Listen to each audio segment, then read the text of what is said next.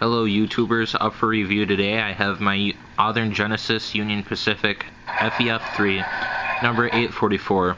Athearn Genesis released this model in, I think, the fourth quarter of 2008, and it was announced in February of that year.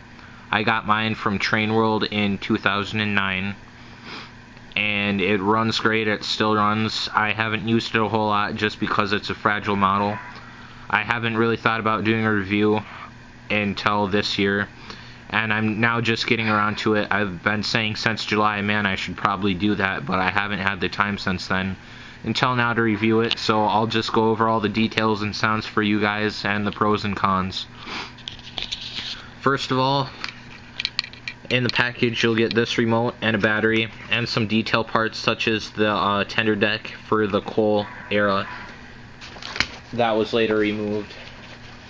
You'll get a coupler cut bar like this.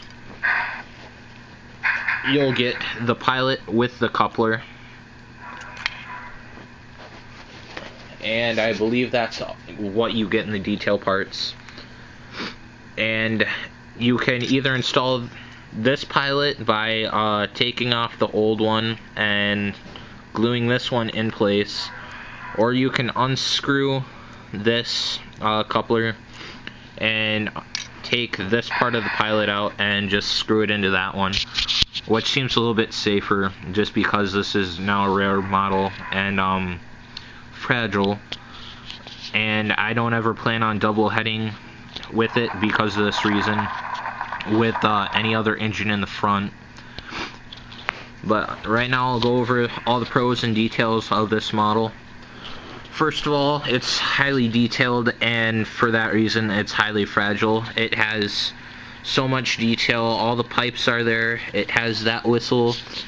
Behind the smoke deflectors you have all the detail, so like if a smoke deflector broke, you'd probably just want to take the other one off just because all the details are still there.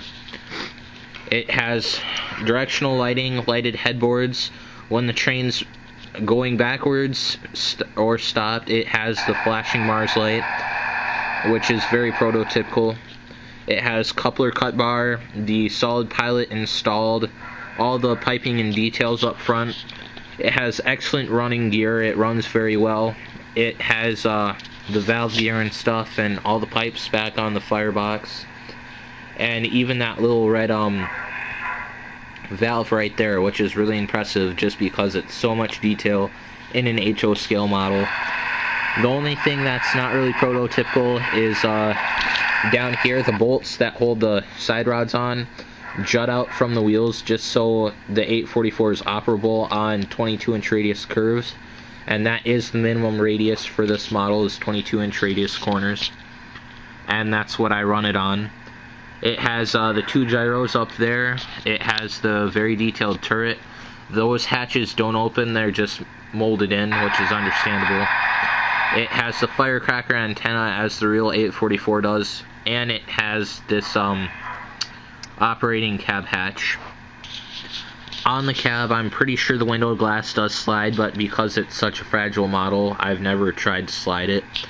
It has that what's it called, the tender skirt from the cab to the tender, and the cab doors do open, but I don't have anything small enough to get back there, so I can't show you that feature today, but I might include it in another one of my videos. It has all the steps and little wires and stuff as the real 844. The bell up here swings. It has a very nicely molded whistle, and a lot of people I've seen YouTube comments and stuff saying, oh, I didn't know it had smoke, and it doesn't come included with smoke, but what you can do is get two Sooth smoke machines, and I forget what number, I think it's 20 or 21 smoke machines, and you can drop it into the smokestack right there, and you want to get two, obviously, because there's two smokestacks. It's a double smokestack, and I've heard you just drop it in and it should work no problem, and you can see the copper contacts down there for the Sooth smoke machine. So that's the engine. And on this controller it's factory set to go backwards, so you gotta hit reverser. There's your whistle, there's your bell, and then you gotta click this maybe 100 times and then she'll start moving forward.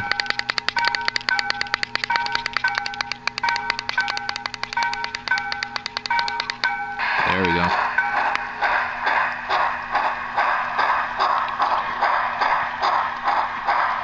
Then you hit your stop button and she'll stand still.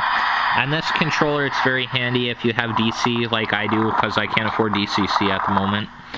You just use this and it acts basically like a DCC. It has all your basic sounds and controls, and all the lights are on with a little bit of track power, and when you tell it to stop, it stops without going, unlike other DC models. So it's basically like having very, very simplified DCC. It's really nice, and I'm glad it came with this controller, as most Genesis models do come with that have sound. Now for the tender. The tender, my first tender I had broke. The sound chip or something broke. It just stopped working one day, and I checked the engine and the engine still ran without it, so there had to have been something wrong with the tender.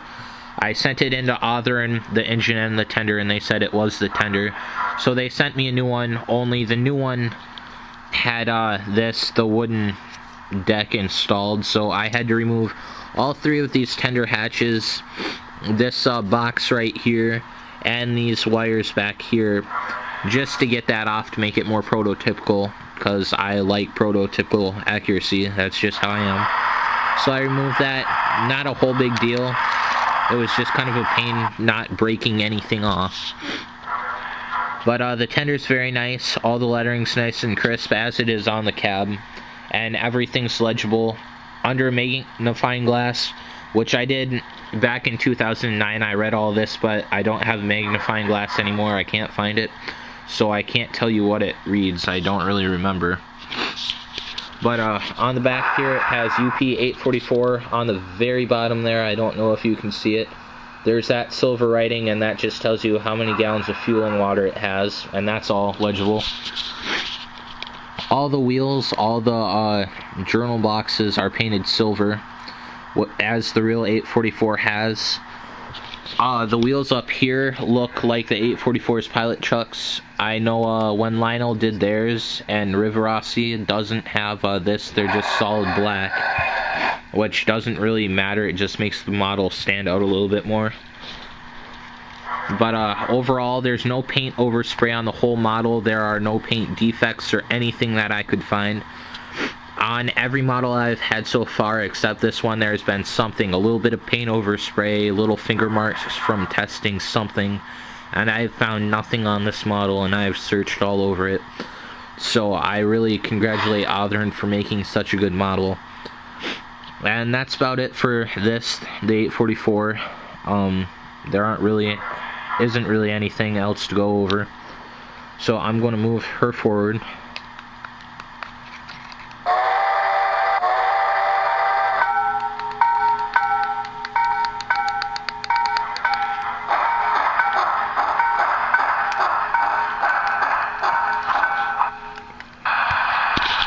And I was in Traverse City, Michigan yesterday, and I got back today.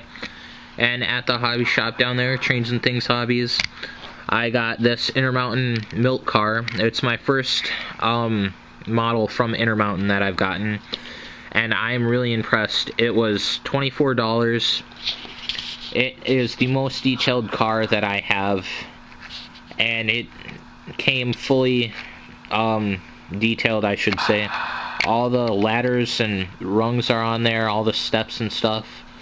There's full underbody detail. Don't know if you can see, there you go. Full underbody detail, all the brake rigging and pipes and stuff. The beams and everything.